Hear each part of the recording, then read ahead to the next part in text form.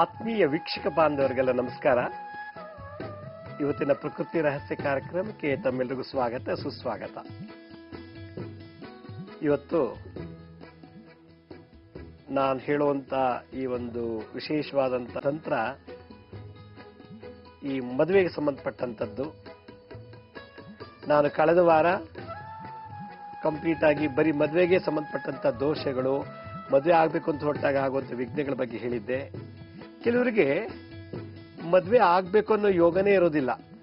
ನಾನು ಹಿಂಗೆ ಮದುವೆ ಮಾಡ್ಕೊಳ್ಳಲ್ಲ, ಹಿಂಗೆ ಎದ್ಬಿಡ್ತೀನಿ ಅಂತ ಗಂಡು ಹುಡುಗ ಹೇಳ್ತಾನೆ. ಇಲ್ಲಮ್ಮ ನಂಗೆ ಮದುವೆನೇ ಬೇಡ, ನಾನು ಹಿಂಗೆ ದುಡ್ಕೊಂಡು ಹೆಂಗೋ ಎದ್ಬಿಡ್ತೀನಿ ಅಂತ ಹುಡುಗಿ ಒಪ್ಕೊಂಡ್ಬಿಡ್ತಾಳೆ. ಅಂದ್ರೆ ಅವ್ರಿಗೆ ಮದುವೆ ಮೇಲೆ ಆಸಕ್ತಿ ಇಲ್ಲ, ಅಂದ್ರೆ ಮದುವೆ ಯೋಗ ಇಲ್ಲ ಅಂತ ಅರ್ಥ. ಮದುವೆ ಆಗ್ಬೇಕು ಅಂತ ಇಷ್ಟ ಇದ್ರೆ ಯಾರು ಕೇಳೋಂಗಿಲ್ಲ, ಅವರೇ ಲವ್ ಮಾಡ್ಬಿಡ್ತಾರೆ, ಹೆಂಗೋ ಮದುವೆ ಮಾಡ್ಕೊಂಡ್ಬಿಡ್ತಾರೆ. ಇಲ್ಲಿ ನಂಗೆ ಮದ್ವೆನೇ ಇಷ್ಟ ಇಲ್ಲ, ನಾನು ಬ್ರಹ್ಮಚಾರ್ಯಾಗೆ ಎದ್ಬಿಡ್ತೀನಿ ಅಂತ ಗಂಡು ಹುಡುಗ ಅಂದ್ರೆ, ಹೆಣ್ಣು ಹುಡುಗಿ ನಂಗೆ ಮದ್ವೆನೇ ಬೇಡ, ನಾನು ಹಿಂಗೆ ಎದ್ಬಿಡ್ತೀನಿ ಅನ್ನೋ ಮಟ್ಟಕ್ಕೆ ಥಿಂಕ್ ಮಾಡ್ತಾರೆ. ಅದು ಪೂರ್ವಜನ್ಮದ ಕರ್ಮದ ಫಲ. ಆ ತರದವರು ಮದ್ವೆ ಆಗ್ಬೇಕು ಅಂತ ಆಸೆ ಬೆಳೆಸ್ಬೇಕಾದ್ರೆ ಏನ್ ಮಾಡ್ಬೇಕು ಅಂತ ಕೇಳಿದಾಗ ನಾನು ಅದ್ರ ಬಗ್ಗೆ ಕಳೆದ ಮಂಗಳವಾರ ಅದಕ್ಕೆ ಸಂಬಂಧಪಟ್ಟಂತ ಮುದ್ರಾ ಮಂತ್ರ ತಂತ್ರ ಹೇಳಿದ್ದೆ. ಅಂದ್ರೆ ಮದುವೆ ಆಗೋ ಯೋಗ ಪ್ರಾಪ್ತಿ ಆಗ್ಲಿಕ್ಕೆ ಕಾಮಾಖ್ಯ ತಂತ್ರಸಾರದ ಪ್ರಕಾರ ಹೇಳಿದ್ದೆ. ಕೆಲವರಿಗೆ ಮದ್ವೆ ಆಗೋ ಯೋಗ ಇದೆ, ಆದ್ರೆ ಎಷ್ಟು ಹುಡುಕರು ಗಂಡು ಸಿಗಲ್ಲ ಹೆಣ್ಮಕ್ಳಿಗೆ, ಎಷ್ಟು ಹುಡುಕರು ಗಂಡು ಮಕ್ಳಿಗೆ ಹೆಣ್ಣೆ ಸಿಗಲ್ಲ. ಹುಡುಕಿ ಸಾಕು, ಅವ್ರ ಲೈಫ್ ನಲ್ಲಿ ಒಂದು 500-600 ಹುಡುಗಿ ನೋಡಿರ್ತಾನೆ ಒಬ್ಬ ಹುಡುಗ, ಆದ್ರೂ ಮದ್ವೆ ಫಿಕ್ಸ್ ಆಗಲ್ಲ. ಒಂದು ಹುಡುಗಿಗೆ ಸುಮಾರು 100-200 ಗಂಡು ಹುಡುಗರು ನೋಡಿರ್ತಾರೆ, ಮದ್ವೆನೇ ಫಿಕ್ಸ್ ಆಗಲ್ಲ. ಈ ತರ ಇದ್ದಾಗ ಆ ಒಂದು ತೊಂದರೆ ಅನುಭವಿಸಂತ ಹುಡುಗಿಯರಿಗೆ ಏನು ಮುದ್ರಾ ಮಂತ್ರ ತಂತ್ರ ಹೇಳಬಹುದು ಅನ್ನೋದನ್ನ ನಾನು ಕಳೆದ ಸಂಚಿಕೆಯಲ್ಲಿ ತಿಳಿಸಿದ್ದೆ. ಹಾಗೆ ಮದ್ವೆ ಆಗೋ ಯೋಗ ಇದೆ, ಹುಡುಗ ಹುಡುಗಿ ಒಪ್ಕೊಂಡಿದ್ದಾರೆ, ಆದ್ರೆ ಎಂಗೇಜ್ಮೆಂಟ್ ಕೂಡ ಆಗಿದೆ, ಮದುವೆ ಮಾಡಕ್ ಆಗ್ತಾ ಇಲ್ಲ, ನೂರಾರು ವಿಘ್ನಗಳು. ಇನ್ನೊಂದು ಮದುವೆ ಯೋಗ ಇದೆ, ಮದುವೆನೂ ಆಗ್ಬೇಕು ಅಂತ ಡಿಸೈಡ್ ಆಯ್ತು, ಎಂಗೇಜ್ಮೆಂಟ್ ಕೂಡ ಆಗಿದೆ, ಮದ್ವೆ ನೀನ್ ಆಗ್ಬೇಕು ಅನ್ನೋ ಸಂದರ್ಭದಲ್ಲಿ ಇದ್ದಕ್ಕಿದ್ದಾಗೆ ಬಹಳ ದುರಂತಗಳು ನಡೆದೋಗುತ್ತೆ. ಈ ತರದವ್ರಿಗೆ ಯಾವ ರೀತಿ ಪರಿಹಾರ ಮಾಡ್ಕೋಬೇಕು, ಯಾವ ರೀತಿ ಅದನ್ನ ನಿವಾರಣೆ ಮಾಡ್ಬೋದು ಅನ್ನೋದನ್ನ ನಾನು ಕಳೆದ ಸಂಚಿಕೆಯಲ್ಲಿ, ಅಂದ್ರೆ ಕಳೆದ ವಾರ ಬಹಳ ಕೂಲಂಕುಷವಾಗಿ ತಿಳಿಸ್ಕೊಟ್ಟಿದ್ದೀನಿ. ಇವತ್ತು ನಾನು ಹೇಳೋದು ಒಂದು ವಿಶೇಷವಾದ ಏನಪ್ಪಾ ಅಂದ್ರೆ, ಮದುವೆ ಆಗೋ ಯೋಗ ಇದೆ, ಎಂಗೇಜ್ಮೆಂಟ್ ಆಯ್ತು, ಎಂಗೇಜ್ಮೆಂಟ್ ಆಗಿ ನೀನು ಮದುವೆ ಆಗ್ಬೇಕು ಅಂದಾಗ ಆ ಮದುವೆ ಮಾಡಕ್ಕೆ ಬಿಡೋದಿಲ್ಲ ಕೆಲವು ಜನ.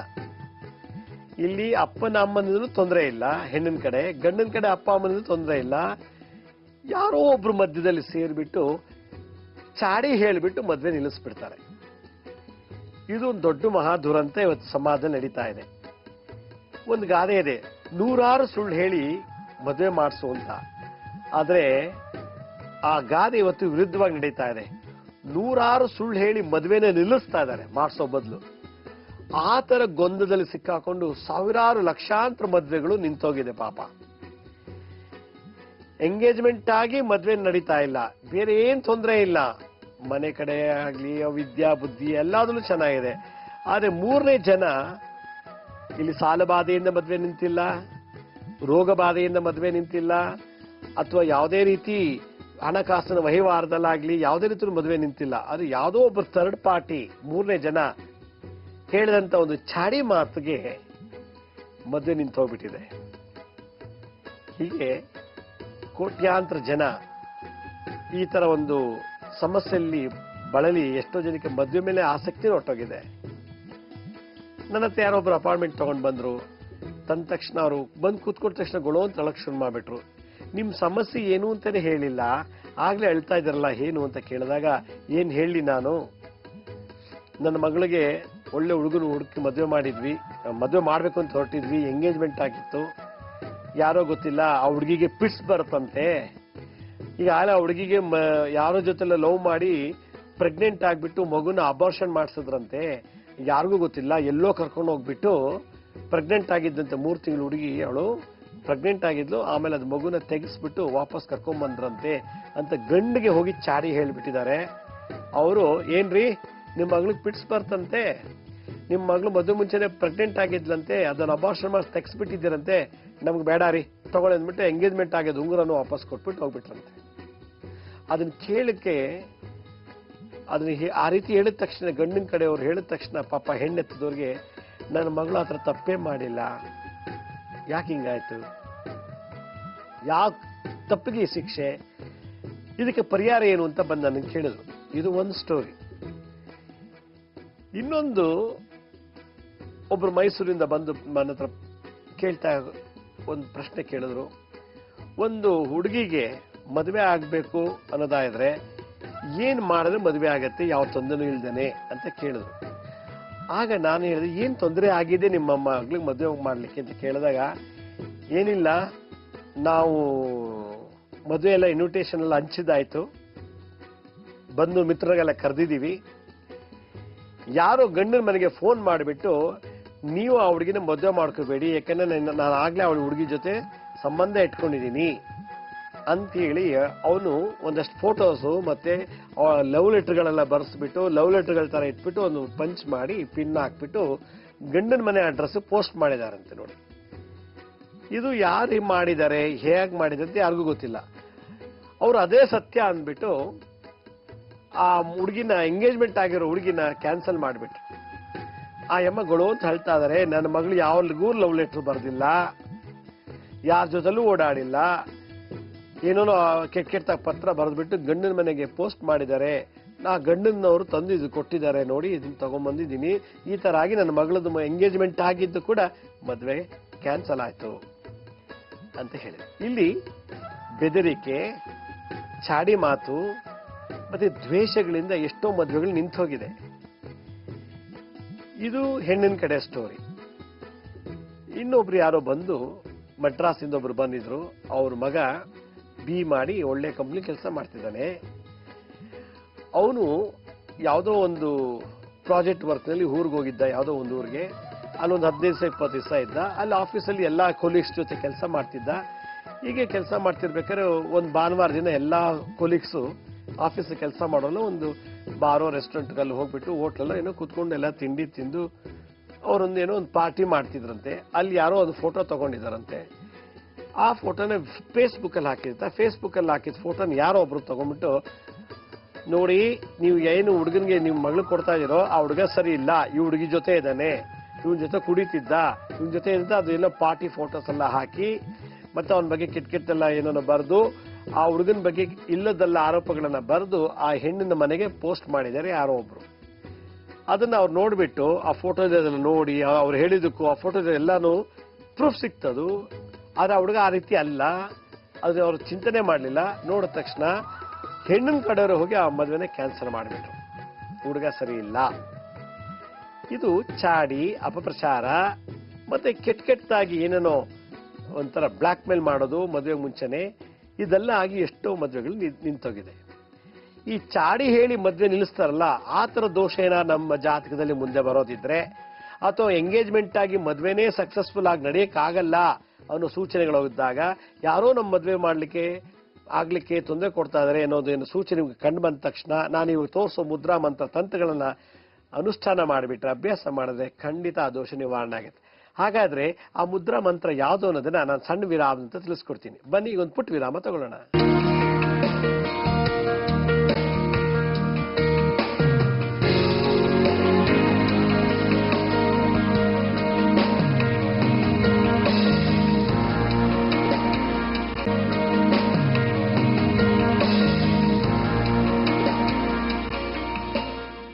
ವಿರಾಮದ ನಂತರ ಮತ್ತೆ ಕಾರ್ಯಕ್ರಮಕ್ಕೆ ಸ್ವಾಗತ.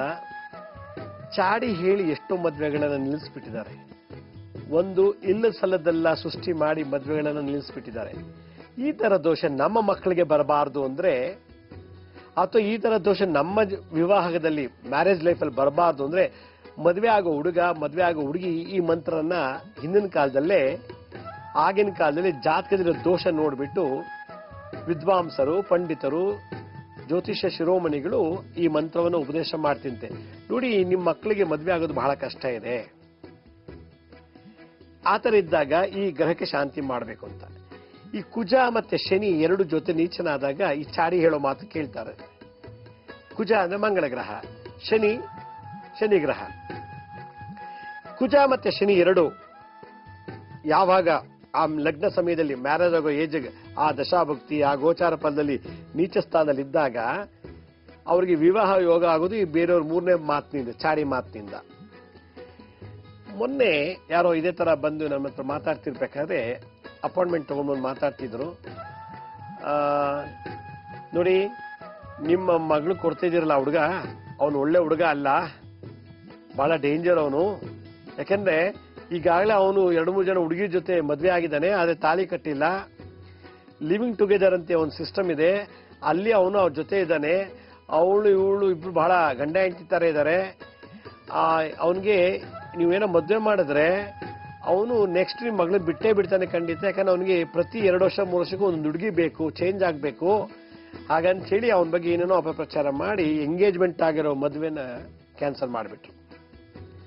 ಕೊನೆಗೆ ಆಗ ನೋಡಿದಾಗ ಗೊತ್ತಾಯ್ತು ಆ ಹುಡುಗನಿಗೆ ಯಾವ ತರ ಲಿವಿಂಗ್ ಟುಗೆದರು ಇಲ್ಲ, ಎಂಥದ್ದು ಇಲ್ಲ, ಏನು ಇಲ್ಲ, ಕೆಟ್ಟ ಅಪಪ್ರಚಾರ ಮಾಡಿದ್ರು.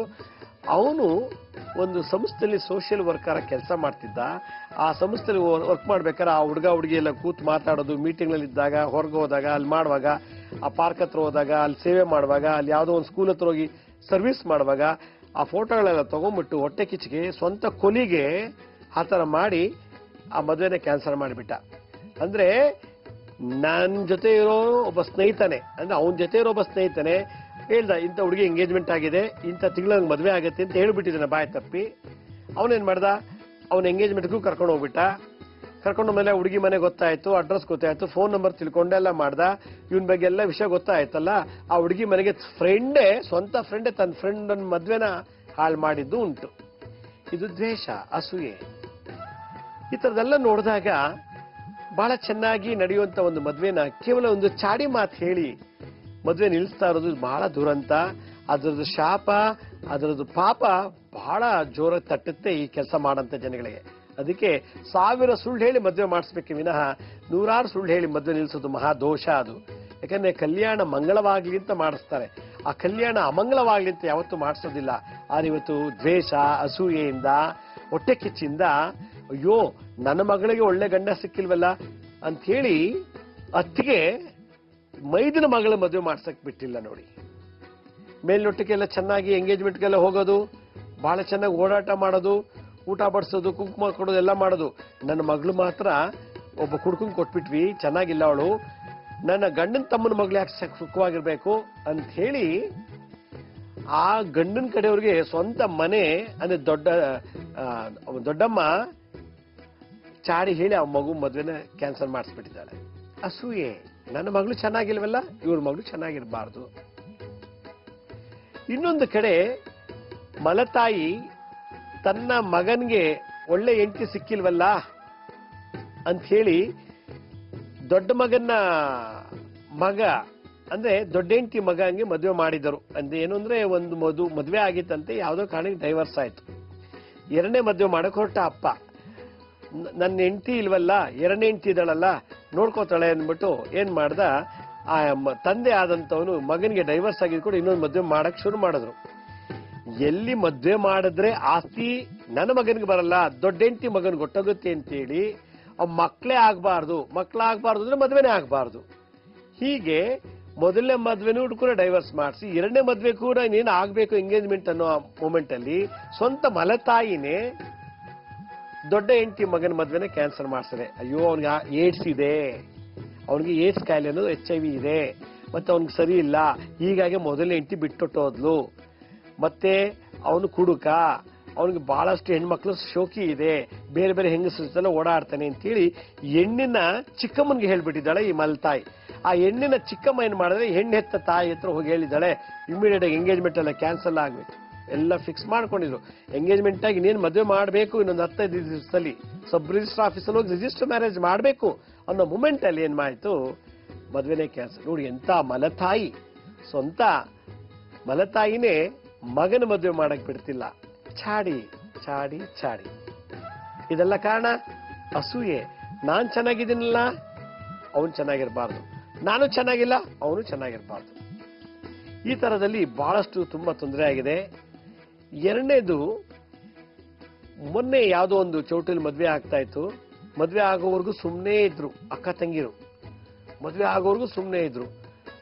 ಮದ್ವೆ ಇನ್ನೇನ್ ನಾಳೆ ಬೆಳಗ್ಗೆ ಅನ್ನುವಾಗ ಗಂಡಿನ ಕಡೆಯವ್ರಿಗೆ ಹೋಗ್ಬಿಟ್ಟು ಹೆಣ್ಣಿನ ಕಡೆಯವ್ರಿಗೆ ಹೋಗ್ಬಿಟ್ಟು, ಅಯ್ಯೋ ನಮ್ಮ ತಮ್ಮಂಗೆ ಅವನು ಒಪ್ಪಿದ್ದ ಹುಡುಗಿನೇ ಮದ್ವೆ ಮಾಡಿಸಿದ್ರೆ ಚೆನ್ನಾಗಿರ್ತಿತ್ತು, ನಮ್ಮ ತಮ್ಮಂಗೆ ನಾವು ಮೋಸ ಮಾಡ್ಬಿಟ್ವಿ, ನಾವು 5-6 ವರ್ಷದಿಂದ ಲವ್ ಮಾಡ್ತಿದ್ದ, ಅವಳ ಜೊತೆನೇ ಇದ್ದ, ನಾವು ಜಾತಿ ಅಂತ ಹೇಳಿ ಭೇದ ಭಾವ ಮಾಡ್ಬಿಟ್ಟು ತಪ್ಪು ಮಾಡ್ಬಿಟ್ವಿ, ಯಾಕೋ ಅವ್ನಿಗೆ ಇಂಟ್ರೆಸ್ಟ್ ಇಲ್ವೇನೋ ಈ ಮದ್ವೆ, ಯಾಕೋ ಅವ್ನ ಮುಖದಲ್ಲಿ ಕಳೆನೇ ಇಲ್ಲ, ಮದ್ವೆ ಆಗ್ತದಂತ ಅವ್ನಿಗೆ ಖುಷಿನೇ ಇಲ್ಲ, ಆನಂದವೇ ಇಲ್ವಲ್ಲ ಅಂತ ಇಂಡೈರೆಕ್ಟ್ ಆಗಿ ಆ ಹೆಣ್ಣಿನ ಕಡೆಯವರಿಗೆ ಯಾರಿಗೊಬ್ಬ ರಿಲೇಷನ್ಗೆ ಹೇಳ್ಬಿಟ್ಟಿದ್ದಾರೆ, ಅಕ್ಕ ತಂಗಿ ಸೇರ್ಕೊಂಡು.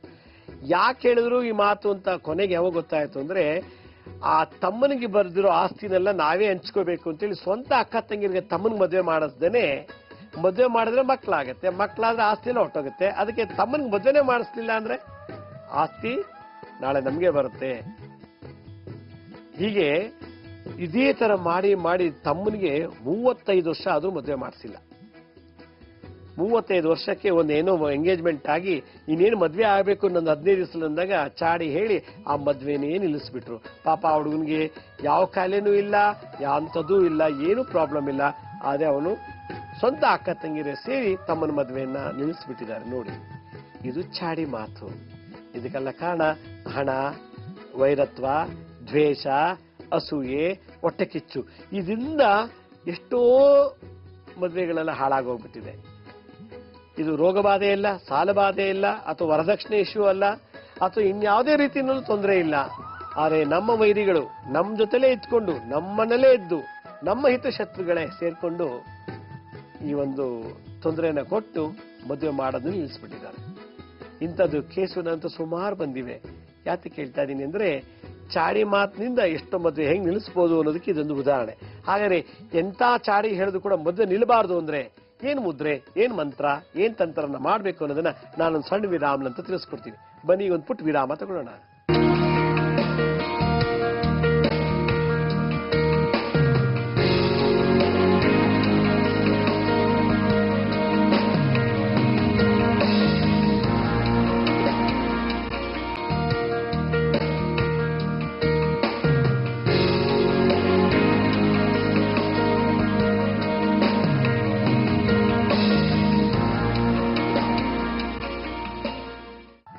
ವಿರಾಮದ ನಂತರ ಮತ್ತೆ ಕಾರ್ಯಕ್ರಮಕ್ಕೆ ಸ್ವಾಗತ. ನಾನು ವಿರಾಮಕ್ಕೆ ಮುಂಚೆ ಹೇಳ್ತಾ ಇದ್ದೆ, ಚಾಡಿ ಮಾತು ಕೇಳಿ ಅಥವಾ ಚಾಡಿ ಮಾತಿಂದ ಸಾವಿರಾರು ಲಕ್ಷಾಂತರ ಮದುವೆಗಳು ನಿಂತೋಗಿದೆ. ಆ ತರ ಸಫರ್ಪಟ್ಟಂತ ಬೇಕಾದಷ್ಟು ತಂದೆ ತಾಯಿಗಳು ಆತ್ಮಹತ್ಯೆ ಮಾಡ್ಕೊಂಡಿದ್ದಾರೆ. ಮದುವೆ ನಿಂತೋಯ್ತಲ್ಲ ಅಂತೇಳಿ ಎಷ್ಟೋ ಜನಕ್ಕೆ ಹುಚ್ಚಿಡಿದು ಬಿಟ್ಟಿದೆ. ಎಷ್ಟೋ ಜನ ದೇಶಾಂತರ ಹೋಗಿದ್ದಾರೆ, ಮನೆ ಬಿಟ್ಟು ಹೊಟ್ಟೋಗ್ಬಿಟ್ಟಿದ್ದಾರೆ ಅವಮಾನ ತಾಳದೇನೆ. ಹೀಗೆ ಒಂದು ಸಂಸಾರನ ಒಂದುಗೂಡಿಸ್ಬೇಕೇ ವಿನಃ ಒಂದು ಚಾಡಿ ಮಾತು ಹೇಳಿ ಅಥವಾ ಕೆಟ್ಟ ಪದಗಳು ಯೂಸ್ ಮಾಡಿ ಫ್ಯಾಮಿಲಿನ ಹಾಳು ಮಾಡೋದು ಮಹಾದೋಷ. ಅದರಷ್ಟು ಮಹಾ ಪಾಪಕರ್ಮ ಜಗತ್ತಿನ ಇನ್ಯಾವುದೂ ಇಲ್ಲ. ಯಾಕೆಂದ್ರೆ ಒಂದು ವಂಶವನ್ನು, ಒಂದು ಗೋತ್ರವನ್ನ ಉತ್ಪತ್ತಿ ವೃದ್ಧಿ ಮಾಡಿಕೊಟ್ಟಂತ ಒಂದು ಹೆಣ್ಣು ಗಂಡಿನ ಸಂಬಂಧವನ್ನ ಕೇವಲ ಚಾಡಿ ಮಾತು ಹೇಳಿಬಿಟ್ಟು ಈ ಒಂದು ದುರಂತವನ್ನ ತರ್ತಾರಲ್ಲ, ಬಹಳ ದೊಡ್ಡ ಮಹಾಪಾಪ ಅಂತ ನನ್ನ ಅನಿಸಿಕೆ. ಇನ್ನೊಂದು ಕಡೆ ಇನ್ನೇನು ಮದ್ವೆ ಆಗಕ್ಕೆ 20 ದಿವಸ ಅನ್ನೋವಾಗ ಆ ಗಂಡಿಗೆ ಚೆನ್ನಾಗಿ ಕುಡಿಯೋದ್ರಲ್ಲಿ ವಿಷ ಮಿಕ್ಸ್ ಮಾಡಿಸ್ಬಿಟ್ಟು ಚೆನ್ನಾಗಿ ಕುಡಿಸ್ಬಿಟ್ಟು ಅವನ ವೆಹಿಕಲ್ ಅಲ್ಲಿ ಓಡಿಸೋಗ್ ಮಾಡಿ ಇನ್ನೇನು ಮದ್ವೆ ಒಂದು ವಾರ ಅವನಿಗೆ ಆಕ್ಸಿಡೆಂಟ್ ಮಾಡಿಸ್ಬಿಟ್ಟು ಆಕ್ಸಿಡೆಂಟ್ ಆಗಿರೋ ನೆಪದಲ್ಲಿ ಅವನ ಮದ್ವೆನ ಕ್ಯಾನ್ಸಲ್ ಮಾಡಿದ್ದಾರೆ ಎಷ್ಟೋ ಜನ. ಇದೆಲ್ಲ ತುಂಬಾ ನಡೆದಿದೆ. ಇದೆಲ್ಲ ಬಂದು ನಂತರ ಕೇಳಿದಾಗ ನಂಗೆ ಬಹಳ ಬೇಜಾರಾಗುತ್ತೆ. ಈ ತರ ನಡೆಯುವಾಗ ಅದಕ್ಕೆ ಮದುವೆ ಮುಂಚೆನೆ, ಎಂಗೇಜ್ಮೆಂಟ್ ಮುಂಚೆನೆ, ಮದುವೆ ಮಾಡ್ಕೊಳಕ್ ಮುಂಚೆನೆ ಅಥವಾ ಎಂಗೇಜ್ಮೆಂಟ್ ಮಾಡ್ಕೊಳಕ್ ಮುಂಚೆನೆ ಅಥವಾ ಲವ್ ಮಾಡಕ್ ಮುಂಚೆನೆ ಹಿಂದಿನ ಕಾಲದಲ್ಲಿ ಋಷಿ ಮುನಿಗಳು ಈ ತರ ದೋಷ ಇವ್ರ ಜಾತಕಲ್ಲಿದೆ, ಈ ತರ ಬರುತ್ತೆ ಅಂತ ಭವಿಷ್ಯನ ತಿಳಿದು ಅವ್ರು ಏನ್ ಮಾಡ್ತಾ ಇದ್ರು, ಅವ್ರಿಗೆ ಮದುವೆ ಆಗೋ ಹುಡುಗರಿಗೆ ಮತ್ತೆ ಹುಡುಗಿರಿಗೆ ಒಂದು ಪ್ರಕೃತಿಲಿರತಕ್ಕಂಥ ವಿಶೇಷವಾದ ರಹಸ್ಯವನ್ನ ಉಪದೇಶ ಮಾಡ್ತಿದ್ರಂತೆ. ಅದೇನಪ್ಪಾ ಅಂದ್ರೆ ಸ್ವಪ್ನೇಶ್ವರಿ ಮಂತ್ರ ಅಂತ. ಸ್ವಪ್ನದಲ್ಲಿ ಹೇಳುವಂತ ಒಂದು ವಿಶೇಷವಾದಂತ ದೇವಿ ಸ್ವಪ್ನೇಶ್ವರಿ ಅಂತ, ಡ್ರೀಮ್ ದೇವತೆ ಅಂತಾರೆ. ಆ ತಂತ್ರಸಾರದಲ್ಲಿರತಕ್ಕಂಥ ಒಂದು ಮಂತ್ರವನ್ನ ಉಪದೇಶ ಮಾಡ್ತಿದ್ರಂತೆ. ಆ ಮುದ್ರೆ ಹೇಗಿದೆ ಅಂದ್ರೆ ನೋಡಿ, ನಮ್ಮ 2 ಕೈಗಳ ಬೆರಳನ್ನು ಅಗಲಿಸ್ಬಿಟ್ಟು ಒಂದಕ್ಕೊಂದು ಟಚ್ ಮಾಡಿ ಹಿಂಗಿಟ್ಕೋಬೇಕಂತೆ.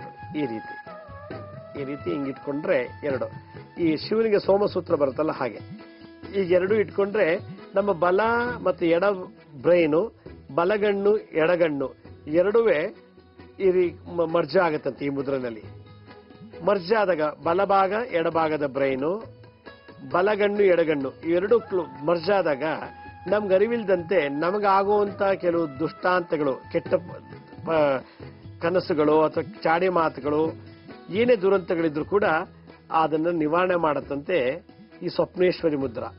ಈ ರೀತಿ ಈ ಮುದ್ರೆಯನ್ನ ಧಾರಣೆ ಮಾಡಿಬಿಟ್ಟು ಮಂತ್ರ ಹೇಳಿದ್ರೆ ಬಹಳ ಒಳ್ಳೇದು ಅಂತ ಈ ತಂತ್ರಸಾಲ ಹೇಳ್ತಾರೆ. ನೋಡಿ, ಇನ್ನೊಂದ್ಸಲ ಹೇಳ್ತೀನಿ. ನಮ್ಮೆಲ್ಲಾ ಬೆರಳುಗಳನ್ನ ಅರಳಿಸ್ಬಿಟ್ಟು ಒಂದಕ್ಕೊಂದು ಹಿಂಗೆ ಟಚ್ ಮಾಡ್ಬೇಕು. ಹೀಗೆ ಟಚ್ ಮಾಡಿಬಿಟ್ಟು ಈ ರೀತಿ ನೋಡಿ, ಗುರು ಮತ್ತೆ ಶುಕ್ರನ ಎರಡು ಹಿಂಗೆ ಟಚ್ ಮಾಡಬೇಕು. ಈ ಗುರು ತೋರ್ಬೆರಳು, ಶುಕ್ರ ಹೆಬ್ಬೆಟ್ಟು, ಬಲಗೈನ ಹೆಬ್ಬೆಟ್ಟು ಮತ್ತೆ ತೋರ್ಬೆರಳು ಎರಡು ಟಚ್ ಮಾಡಿ ಹೀಗೆ ಇಟ್ಕೊಂಡ್ರೆ ಇದಕ್ಕೆ ಸ್ವಪ್ನೇಶ್ವರಿ ಮುದ್ರಾ ಅಂತ ಕರೀತಾರೆ. ಸ್ವಪ್ನೇಶ್ವರಿ ಹೀಗೆ ಇಟ್ಕೊಂಡು ಓಂ ಹ್ರೀಂ ಐಂ ವಿವಾಹಾಬಾಧ ನಾಶಯ ಸ್ವಪ್ನೇಶ್ವರೈ ಓಂ ನಮಃ. ಓಂ ಹ್ರೀಂ ಐಂ ವಿವಾಹಾಬಾಧ ನಾಶಯ ಸ್ವಪ್ನೇಶ್ವರಿ ಓಂ ನಮಃ. ಓಂ ಹ್ರೀಂ ಐಂ ವಿವಾಹಾಬಾಧ ನಾಶಯ ಸ್ವಪ್ನೇಶ್ವರ್ಯೈ ಓಂ ನಮಃ. ಓಂ ಹ್ರೀಂ ಐಂ ವಿವಾಹಾಬಾಧ ನಾಶಯ ಸ್ವಪ್ನೇಶ್ವರ್ಯೈ ಓಂ ನಮಃ ಅನ್ನೋ ಮಂತ್ರವನ್ನ ಜಪ ಮಾಡ್ಬೇಕಂತೆ. ಈ ಮುದ್ರೆ ಧಾರಣೆ ಮಾಡಿ ಓಂ ಹ್ರೀಂ ಐಂ ವಿವಾಹಾಬಾಧ ನಾಶಯ ಸ್ವಪ್ನೇಶ್ವರ್ಯೈ ಓಂ ನಮಃ. ಓಂ ಹ್ರೀಂ ಐಂ ವಿವಾಹಾಬಾಧ ನಾಶಯ ಸ್ವಪ್ನೇಶ್ವರ್ಯೈ ಓಂ ನಮಃ ಅನ್ನೋ ಮಂತ್ರನ ಉತ್ತರಕ್ಕೆ ಮುಖ ಮಾಡಿ ಬೆಳಗ್ಗೆ ಹೊತ್ತು ಮತ್ತೆ ಸಂಜೆ ಹೊತ್ತು, ಇದು ವಿಶೇಷವಾಗಿ ರಾತ್ರಿ ಹೊತ್ತು ಜಪ ಮಾಡಬೇಕು ಅಂತ ತಂತ್ರಸಾಲದಲ್ಲಿ ಹೇಳ್ತಾರೆ. ಈ ಮಂತ್ರನ ತಂತ್ರಸಾಲದಲ್ಲಿ ಇದನ್ನು ಜಪ ಮಾಡಿದ್ರೆ ನಿಮಗೆ ಕನಸಲ್ಲಿ ದರ್ಶನ ಆಗತ್ತೆ. ಇಂಥವ್ರು ನಿನ್ನ ಮದುವೆ ತೊಂದರೆ ಮಾಡ್ತಾರೆ, ಅದು ಹೆಣ್ಣೋ ಗಂಡೋ, ಮಾಟ ಮಂತ್ರಗಳಿಂದ, ವಿಷ ಪ್ರಯೋಗದಿಂದ ಅಥವಾ ಆಯುಧಗಳಿಂದ, ಅಸ್ತ್ರಗಳಿಂದ ಅಥವಾ ಇನ್ಯಾವುದೇ ರೂಪದಲ್ಲೂ ಕೂಡ ನಿನ್ನ ಮದುವೆಗೆ ತಡೆಯುವಂತ ಸೂಚನೆ ಇದೆ ಅನ್ನೋದನ್ನ ಈ ಸ್ವಪ್ನೇಶ್ವರಿ ದೇವಿ ಹೇಳ್ತಾರಂತೆ ಕನಸಲ್ಲಿ. ಹಿಂದಿನ ಕಾಲದಲ್ಲಿ ಇದು ಋಷಿಮುನಿಗಳು ಮದುವೆ ಆಗೋ ಹುಡುಗರಿಗೆ ಹೇಳ್ಕೊಡ್ತಾ ಇದಂತೆ. ಈ ಮಂತ್ರ ಮದುವೆ ಆಗಿರೋರು ಹೇಳಬಾರ್ದು. ಮದುವೆ ಆಗಕ್ಕೆ ಹೊರಟಿರೋರು ಇನ್ನೇನು ಮದುವೆನೇ ಆಗಕ್ಕಾಗ್ತಿಲ್ಲ, ಯಾಕೆ ಕಾರಣ ಅಂದಾಗ ಈ ದೇವಿ ಆ ಕನಸಲ್ಲಿ ಆ ಕಾರಣ ತಿಳಿಸ್ತಾಳಂತೆ, ಸ್ವಪ್ನೇಶ್ವರಿ ದೇವಿ ಅಂತ. ಅದರಿಂದ ಓಂ ಹ್ರೀಂ ಐಂ ವಿವಾಹಾಬಾಧ ನಾಶಯ ಸ್ವಪ್ನೇಶ್ವರ್ಯೈ ಓಂ. ಓಂ ಹ್ರೀಂ ಐಂ ವಿವಾಹಾಬಾಧ ನಾಶಯ ಸ್ವಪ್ನೇಶ್ವರ್ಯೈ ಓಂ ಅಂತ ಹೇಳಿ ಜಪ ಮಾಡ್ಬೇಕಂತ. ಇದು ಮುದ್ರಾ, ಇದು ಮಂತ್ರ.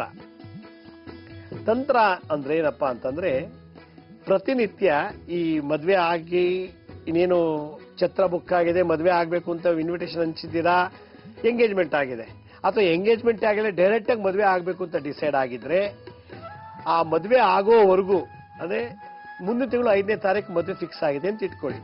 ಆ ಮುಂದಿನ ತಿಂಗಳು 5ನೇ ತಾರೀಕು ತನಕ ಇವತ್ತಿನಿಂದ ದಿನ ದೀಪಕ್ಕೆ ಪೂಜೆ ಮಾಡ್ಬೇಕಂತೆ. ಇದು ತಂತ್ರ. ದಿನ ದೀಪಕ್ಕೆ ಅರ್ಶಿನ ಕುಂಕುಮ ಇಟ್ಟು ಹೂವಿಟ್ಟು ದೀಪ ಆರಾಧನೆ ಮಾಡ್ಬೇಕಂತೆ. ಆ ರೀತಿ ದೀಪ ಆರಾಧನೆ ಮಾಡ್ತಿದ್ರೆ ಆ ದೀಪದ ಬೆಳಕಿನಿಂದ, ಜ್ಯೋತಿಯಿಂದ ನಿಮ್ಮ ಮದ್ವೆಗೇನಾದ್ರೂ ಕಳಂಕಗಳು, ದೋಷಗಳು, ಅಡೆತಡೆಗಳು, ಡಿಸ್ಟರ್ಬೆನ್ಸ್ ಏನಾದ್ರು ಇತ್ತು ಅಂದ್ರೆ ಆ ಜ್ಯೋತಿ ಬೆಳಕಿನಿಂದ ಅದು ಸಕ್ ಮಾಡಿ ಅದು ನಿಮ್ಮ ಜಾತಕದಿಂದ ಹೊರಗೆ ಹಾಕತ್ತಂತೆ. ಅದಕ್ಕೆ ಆ ದೀಪಕ್ಕೆ ಸ್ವಪ್ನೇಶ್ವರಿ ದೇವಿ ಅಂತ ಹೇಳಿ ಹೆಸರಿಟ್ಟು ಅದೊಂದೇ ದೀಪನ ಸಪ್ರೇಟ್ ಮದುವೆ ಆಗುವಾಗ ಅಥವಾ ಮದುವೆ ಆಗುವ ತನಕ ಯಾವುದೇ ರೀತಿ ಅಡೆತಡೆಗಳು, ಅಡಚಣೆಗಳು ಬರದೇ ಇರಲಿ ಅಂತೇಳಿ ಸಪ್ರೇಟ್ ಆಗಿ ಅದು ದೀಪಕ್ಕೆ ದಿನನಿತ್ಯ ಪೂಜೆ ಮಾಡ್ಬೇಕಂತೆ. ಸ್ವಪ್ನೇಶ್ವರಿ ಅಂತ. ಸ್ವಪ್ನೇಶ್ವರಿಗೆ ರೂಪ ಆಕಾರ ಇಲ್ಲ, ಅದು ಕನಸಲ್ಲಿ ಕೊಡುವಂತ ದೇವಿ. ಆದ್ರಿಂದ ದೀಪವನ್ನ ಆ ಜ್ಯೋತಿಗೆ ಸ್ವಪ್ನೇಶ್ವರಿ ಅಂತ ಹೇಳಿ ಅದನ್ನ ಆವಾಹನೆ ಮಾಡಿ ಧೂಪ ದೀಪಗಳಿಂದ ನೈವೇದ್ಯ ಮಾಡಿ ಆ ದೀಪಕ್ಕೆ ಪ್ರತಿನಿತ್ಯ ಪ್ರಾರ್ಥನೆ ಮಾಡ್ಬೇಕಂತೆ ಜ್ಯೋತಿಗೆ. ಆಗ ನಿಮ್ಮ ವಿವಾಹಕ್ಕೆ ಯಾವುದೇ ರೀತಿ ಕಳಂಕ ಬರೋದಿಲ್ಲ ಅಂತೇಳಿ ತಂತ್ರಸಾರದಲ್ಲಿ ಇದನ್ನು ಹೇಳ್ತಾರೆ. ಅದರಿಂದ ಇವತ್ತಿಗೂ ಕೂಡ ಕೇರಳದಲ್ಲಿ ವಿಶೇಷವಾಗಿ ದೀಪ ಆರಾಧನೆ ಮಾಡ್ತಾರೆ ಮದುವೆ ಮುಂಚೆ. ಕಾರಣ ಆ ಮದುವೆಗೆ ಯಾವುದೇ ರೀತಿ ಚಾಡಿ ಮಾತಿಂದ ಮದುವೆ ನಿಲ್ಬಾರ್ದು. ಯಾವುದೇ ಪಂಚಭೂತಗಳಿಂದ ಆಗಲಿ, ದುಷ್ಟಶಕ್ತಿಗಳಿಂದ ಆಗಲಿ, ದುಷ್ಟ ಜನರಿಂದ ಆಗಲಿ, ಅಥವಾ ಯಾವುದೇ ಆಯುಧಗಳಿಂದ ಆಗಲಿ ಯಾವುದ್ರಲ್ಲೂ ಕೂಡ ಈ ಮದುವೆ ನಿಲ್ಬಾರ್ದು, ಅಡೆತಡೆಗಳಾಗಬಾರ್ದು. ಬಹಳ ಆರಾಮಾಗಿ ಕೆಲಸ ಕಾರ್ಯ, ಮಂಗಳ ಕಾರ್ಯ ಆಗಬೇಕು ಅನ್ನೋದಾಗಕ್ಕೆ ಮುಂಚೆನೆ ಆ ಸ್ವಪ್ನೇಶ್ವರಿ ದೇವಿಯನ್ನ ದೀಪದ ಮೂಲಕ ಆರಾಧನೆ ಮಾಡುವ ಒಂದು ಪದ್ಧತಿ ಇವತ್ತು ಕೂಡ ಇದೆ. ಇದು ವಿಶೇಷವಾಗಿ ಒರಿಸ್ಸಾ ಮತ್ತೆ ಮಣಿಪುರ, ನಾಗಾಲ್ಯಾಂಡ್ಗಳಲ್ಲಿ ಬಹಳ ವಿಶೇಷವಾಗಿ ಇದು ತಂತ್ರವನ್ನು ಯೂಸ್ ಮಾಡ್ತಾರೆ. ಹೀಗೆ ಈ ಸ್ವಪ್ನೇಶ್ವರಿ ತಂತ್ರಸಾರದಲ್ಲಿ ಈ ಮಂತ್ರ, ಈ ಮುದ್ರೆ, ಈ ತಂತ್ರವನ್ನು ಅಳವಡಿಸಿದ್ದಾರೆ. ಅದನ್ನ ಅವ್ರು ಎಂತ ಚಾಡಿ ಹೇಳಿದ್ರು ಕೂಡ ಹೆಣ್ಣೋರು ಗಂಡರು ಯಾರು ಕೇಳಿದ್ರೆ ಬಹಳ ಸುಲಭವಾಗಿ ವಿವಾಹ ಮಹೋತ್ಸವ ಚೆನ್ನಾಗಿ ನಡೆಯುತ್ತೆ ಅಂತ ಹೇಳಿ ನಿಖರವಾಗಿ ಹೇಳಿದ್ದಾರೆ. ಇದು ನಾನು ಹಲವಾರು ಜನಕ್ಕೆ ಇಂಪ್ಲಿಮೆಂಟ್ ಮಾಡಿದಾಗ ಬಹಳ ಸಕ್ಸಸ್ ಆಗಿ ಇದು ವರ್ಕ್ ಆಗಿದೆ. ನೀವು ಕೂಡ ಇದನ್ನು ಅನುಭವಿಸಿ.